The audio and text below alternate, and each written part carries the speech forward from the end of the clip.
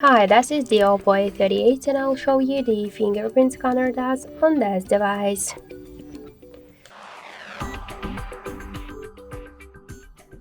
So I'll just set up my fingerprint to the scanner and now I'll make a couple of tries to unlock the device with my fingerprint and we'll see how fast this option is and does it works. So let's start. 1, 2, 3, 4, 5. So as we could see, the fingerprint works here fast and correct and we just unlocked the device successfully without any problems.